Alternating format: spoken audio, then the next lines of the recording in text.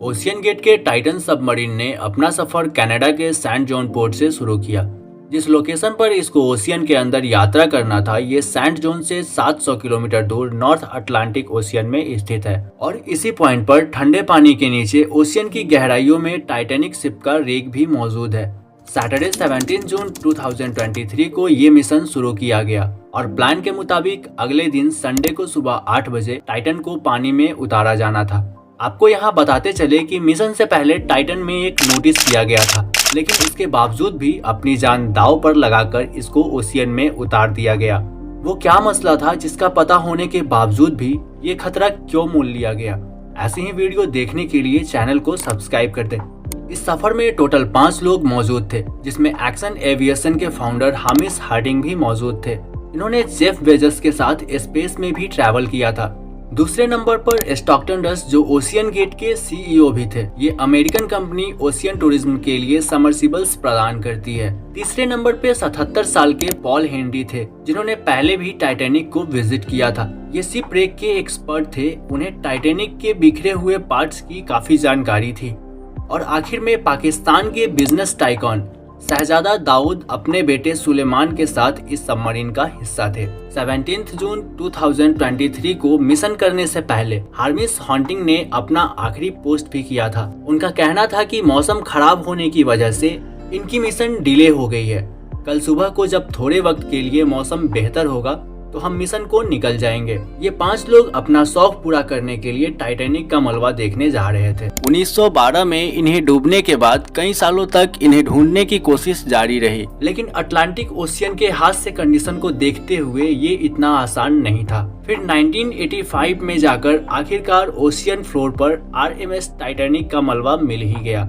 Titanic अपने पीछे इतने सवालात छोड़कर गई थी कि अब इनके जवाब तलाश करने का वक्त आ गया था। दर्जनों एक्सपेडिशन अरेंज किए गए, जिसमें अलग अलग कंट्रीज के एक्सपर्ट्स और रिसर्चर्स ने टाइटैनिक शिप रेक का तलाश किया। Canadian film makers James Cameron ने 1995 में टाइटैनिक के मलबों के दर्जने दौरे किए और फिर 1997 में टाइटैनिक मूवी रिलीज की गई। रही सही कसर टाइटैनिक मूवी की कामयाबी ने पूरी कर दी। इसने इतनी धूम मचाई कि अब टाइटैनिक के मलबे को खुद जाकर देखना करोड़ों लोगों का ख्वाब बन गया। यानी ये काम सिर्फ रिसर्च के मकसद तक ही नहीं, बल्कि शिप रेक साइट पर टूरिस्ट भी जाना शुरू हो गए। कहा जाता है कि ओशियन की गहराई तक जाना स्पेस में जाने से भी ज्यादा मुश्किल है और इसकी सबसे बड़ी वजह है पानी का प्रेशर।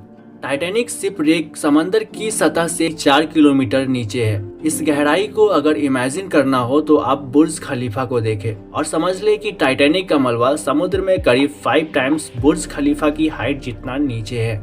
इस गहराई में पानी का प्रेशर 5800 PSI होता है। ये उतना ही प्रेशर होगा कि इंसान के पूरे जिस्म पर नहीं, बल्कि सिर्फ 1 स्क्वायर इंच के हिस्से पर एक पूरा हाथी खड़ा कर दिया जाए।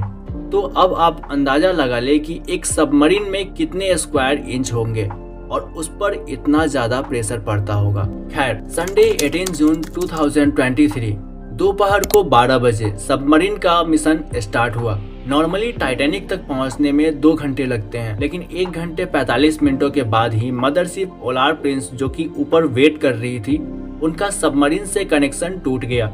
अगर 2 घंटे टाइटैनिक तक पहुंचने में लगने थे, तो सिर्फ 15 मिनट पहले कनेक्शन टूटने का मतलब है कि सबमरीन टाइटैनिक के काफी करीब पहुंच चुकी होगी। समंदर की इस गहराई में सूरज की रोशनी पहुंचना नामुमकिन है और यहाँ हर वक्त काफी अंधेरा होता है। इतनी गहराई में वायरलेस सिग्नल का टूटना एक नॉर्मल बात होती है, इसलिए इस बात को पहले सीरियस नहीं लिया गया। ये पूरा ट्रिप टोटल 7 घंटों का था। 12 बजे से लेकर शाम को 7 बजे इनको वापस लौटना था, लेकिन जब शाम 7 बजे तक भी टाइटन से कोई कनेक्शन ना हुआ और ना ही वो वापस लौटी, तो अब ऊपर खड़ी मदरशिप में मौजूद क्रू के पसीने छूटना शुरू हो गए।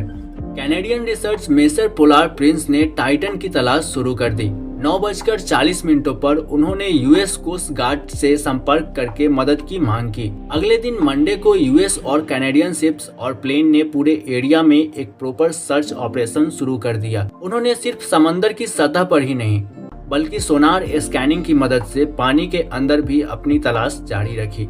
इस एरिया में जो कमर्शियल वेसल्स थी, उनको भी ऑर्डर दे दिया गया कि वो अपनी आंखें खुली रखें। अगले 2 दिनों तक ये तलाश जारी रही। लेकिन टाइटन का कोई अता पता नहीं चल सका। लेकिन फिर एक उम्मीद की किरण नजर आई। वेडनेसडे 21 जून को सुबह 6 बजे सर्च टीम को पानी की गहराइयों में से कुछ आवाजें सुनाई दी। ये आवाजें अंडर वाटर रेडर्स की मदद से सुनी गई थी। फौरन आरोवियस को आवाज की डायरेक्शन में भेज दिया गया, लेकिन इस बार भी टाइटन की कोई खबर ना मिली। अब टाइटन को हमेशा हमेशा के लिए खो देने का डर बढ़ता जा रहा था, क्योंकि सबमरीन में जितना ऑक्सीजन था वो सिर्फ 96 घंटे या फिर 4 दिनों तक का ही था, और फिर 4 में से 3 दिन गुजर चुके थे।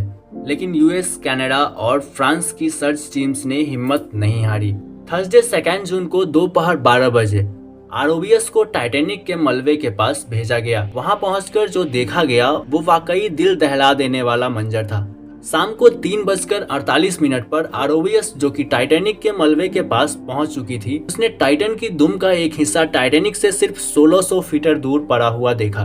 जो देखने गई थी टाइटैनिक के मलबे को, अब उसका मलबा ही पूरी दुनिया में हेडलाइंस बन गया। इसका सिर्फ एक ही मतलब है कि सबमरीन पानी का प्रेशर बर्दाश्त ना कर सका और समंदर की गहराइयों में ही फट गई। इस खबर ने पूरी दुनिया में जैसे हलचल सी मचा दी। ओशियन गेट की सेफ्टी पर कई सवाल खड़े किए जाने लगे। ओशियन गेट के सीईओ स्टॉकटन रस, जो कि खुद इस घटना में अपनी जान गंवा बैठे हैं, उन्होंने 2021 में कहा था कि वो जानते हैं कि उन्होंने टाइटन को बनाते वक्त कुछ रूल्स तोड़े हैं, क्योंकि उन्होंने टाइटन को स्टील से नहीं, एविएशन ग्रेड कार्बन फाइबर से बनाया है। पर वो इस इंडस्ट्रीज में कुछ नई इनोवेशंस करना चाहते थे, तभी स्टील को रिप्लेस करके कार्बन फाइबर का इस्तेमाल किया गया था। पहली बार लॉन्च से पहले टाइटन को 5000 से 10,000 PSI के प्रेशर पर टेस्ट भी किया गया था, जिसमें वो पास हो गई थी।